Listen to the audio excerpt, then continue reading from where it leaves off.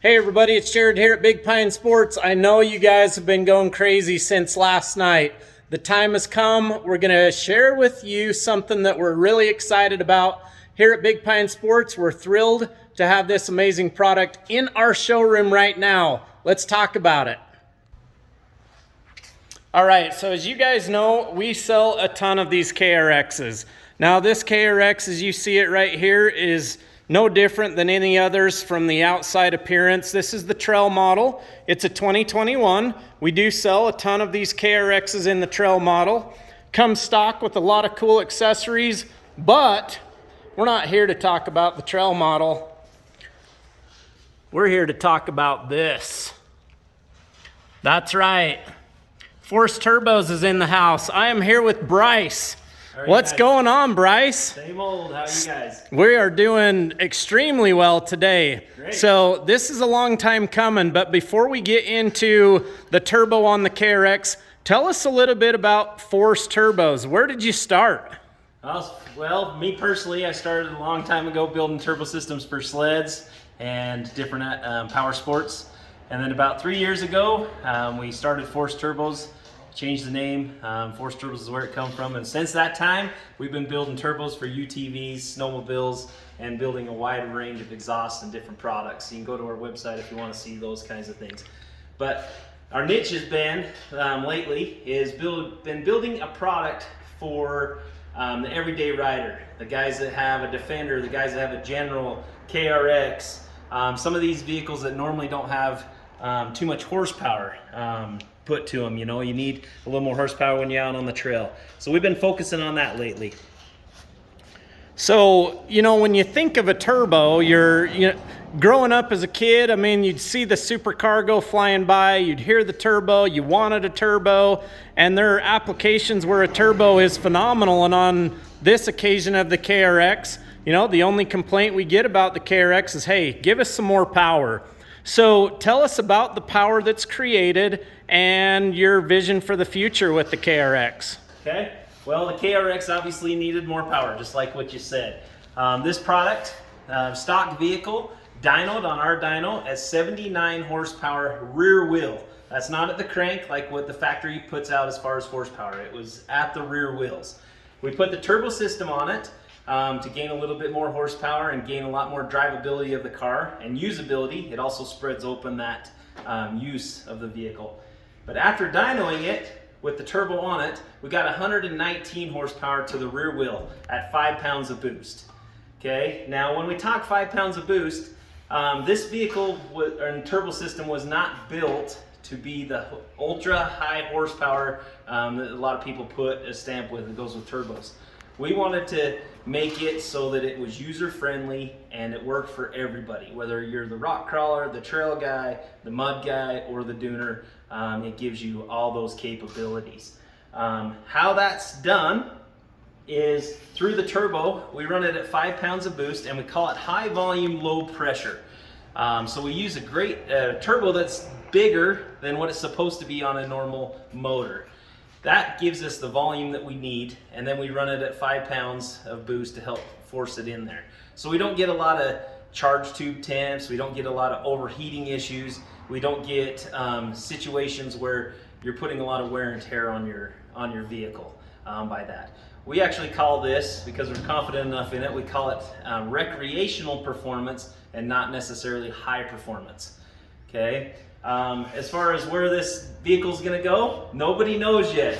We're still all learning about what the motors can handle. We know the fuel system's a little weak, so we'll have to beef up the fuel system a little bit to get more performance out of it. But as of right now, this kit is going to be awesome. Super easy bolt on. Not a lot of modifications to the vehicle, really. You know, a couple things you have to cut, but other than that, it's all good. Keep your bed, keep all your workability of the vehicle and drivability. So we've got the bed off of the unit. Maybe give us a tour around the turbo system. Sure, come take a look. So we build the turbo system from ground up in our fabrication shop. We have a stainless steel header. You can see some of the braided stainless steel lines. Everything from coolant lines, oil lines, and oil drain lines are all built out of that. We use AN fittings. We use Garrett turbos. That's a ceramic ball bearing turbo. We oil it through all the oils that are in the motor, and drain the oil back into the motor. So it's all done self-contained as part of the engine in the vehicle. We have a heat shield on it to keep the heat away. We add these extra heat shields, a little bit of security on the back of the person that's riding, or the plastics that are back behind there.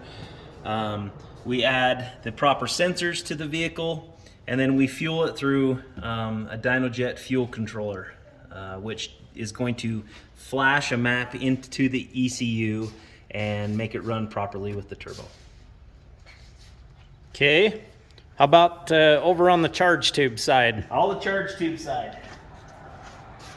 We pull our cold air from the stock airbox area. You can run your stock air filter. It just bolts right up that way. Our charge tube is 2.5-inch aluminum. It runs from the turbo around to the stock airbox. We run it out on this area here so that you can keep all the bed space and all the workability of the vehicle like normal. We do get questions on how you change the belt if needed out in the industry, or out in the trail, or servicing it. And what you'll have to do is there's 2 clamps. There's one up here in the front that's a little bit tough to see, and then there's the one right here on the back. You can undo those 2 clamps and that charge tube comes off really easy to let you access all of your clutching components. I mean, the KRX belt's easy to change as is, so a couple extra clamps, not much a big deal. Nope, not much of a big deal at all.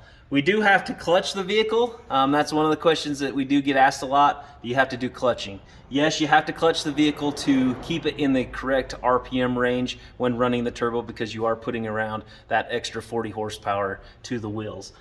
So that has to be done. Now, there's lots of clutch kits that are out there. We've been working with Dynojet on this one, and it works really well. One question that we get on the KRX is whether or not we increase the amount of speed that the vehicle can travel. No, we did not. The turbo just automatically didn't make it so it was much faster over the limits, the gearing limits and the clutching limits that the vehicle has. But it gives you a lot more torque, 28 foot-pounds of torque, and it makes it super drivable. Awesome.